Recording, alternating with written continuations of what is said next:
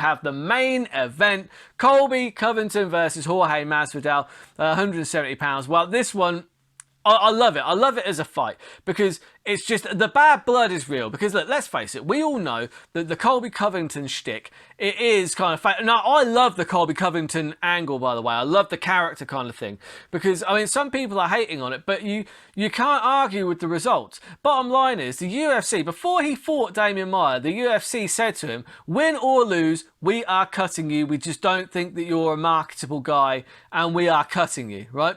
So he then went on that rant, that tirade about Brazilians being filthy animals and all that, and he created this Colby Covington character.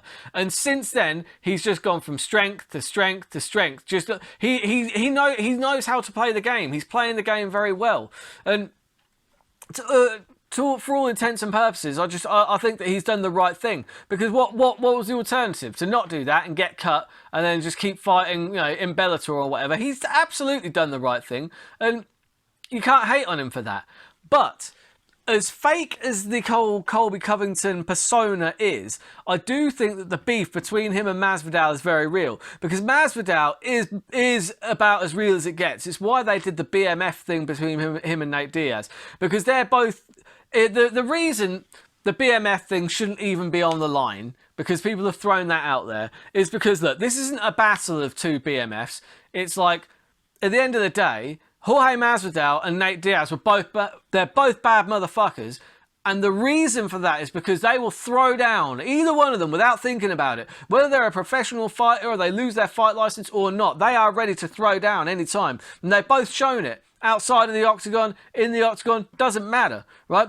When Leon Edwards approached Jorge Masvidal just threw a combo at him. He didn't give a fuck. Do you know what I mean? That is what makes a BMF. Colby Covington is not that guy. Colby Covington is an excellent fighter. He's an excellent mixed martial artist, but he's not that guy who will throw down kind of any time. Do you know what I mean? Like, he showed that when he got hit with that boomerang for Fabricio Verdum. But by all accounts, I mean, Dan Hardy said that he was there and he watched it, and it basically, Colby Covington was more or less saying that he was going to get, you know, his lawyers involved and all that kind of shit. And it's like, Masvidal would never do that. No, Nate Diaz would never do that. And that's why I don't think they should put that BMF belt on the line.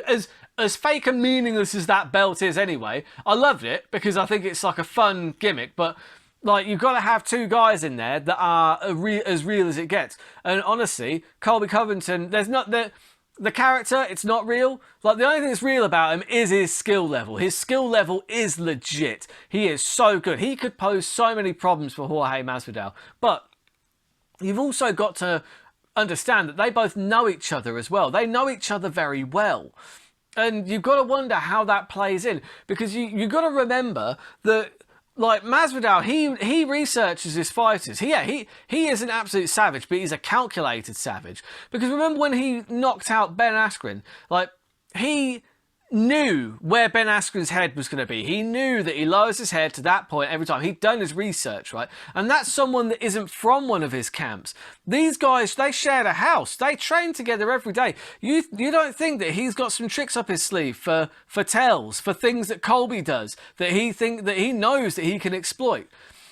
Masvidal is coming in as quite a heavy underdog here, and maybe rightly so, but maybe not. I think this fight is way more of a toss-up than people think it is, because as a striker, Masvidal is going to be better. Now, I know that people will say, well, yeah, but Usman knocked him out and didn't knock out Covington. Doesn't matter.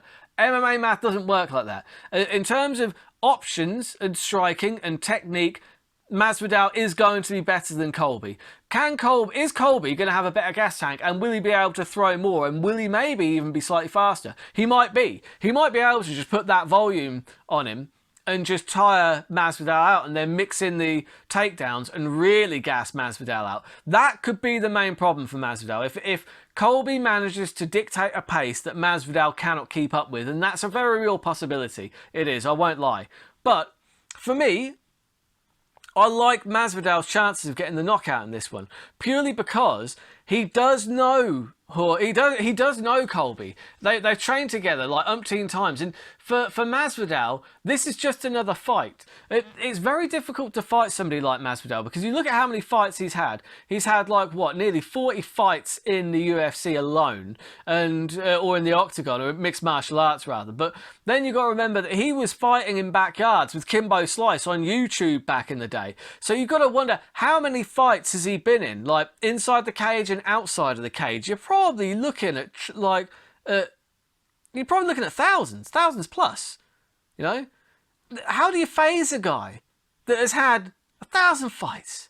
How do you phase that guy? And that's the problem. Like, Jorge is going to be coming in angry. He wants to settle a score, and things anger doesn't affect him like it does other fighters. It doesn't make him worse, it makes him better. When he came in against Darren Till and he thought he was being overlooked, he was like, yeah, we'll see. And he harbours that resentment. And he'll harbour that resentment all the way into that left hook that he'll crack somebody with and put them out with, and he'll baptise them. He'll put them to sleep. And that's what I think is going to happen here. Honestly, I think that over 5 rounds, Masvidal is going to be... I think he's going to come in looking better than we think. I really do. I think that power is going to be on Masvidal's side. I don't think Colby Covington's got the punching power to necessarily put Masvidal out. Because when you look at like that shot that Usman landed was just ridiculous. It was just a perfect shot, and you can't. And people get caught. You're going to get caught sooner or later in this game, right? I'm sure that that's not affecting Masvidal because people are speculating on that. Oh, how's it? Last time he was in there, he got knocked unconscious. It's like, look, that man has had so many fights in his lifetime. I bet it doesn't faze him. It doesn't faze him at all, and he's going to come in there. I think he's going to be able to stop it because he's better at stopping takedowns than you think. And I think that if Covington stands with him for too long, he's going to pay a price. And I like the knockout. I'm going for the knockout. This is where I'm taking a big risk. Don't get me wrong. This is a huge risk. I don't call them terrible bets for nothing, right? If you want a safe bet on Colby Covington by decision. That would be the safest bet you could probably make because that's probably what's going to happen. But me, the romantic in me, wants to see... Like, I can't pick against Masvidal. I like the guy too much. He's just awesome. Don't get me wrong, I don't dislike Colby, but Jorge Masvidal, there is just something about him.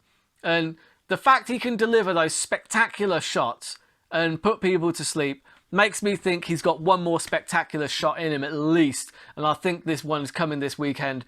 I am taking Masvidal, game bred, knockout, at +5, you're getting 4-1 on that. That really is terrible. I'm throwing that on the accumulator. So the overall accumulator that we've got Jalen Turner to get the double chance. That's any finish. And then you've got Sergey Spivak, double chance, any finish. And you've got Kevin Holland to get the knockout. Edson Barboza, double chance, knockout or decision. And then you've got Jorge Masvidal, the bet that's going to crumble the house down.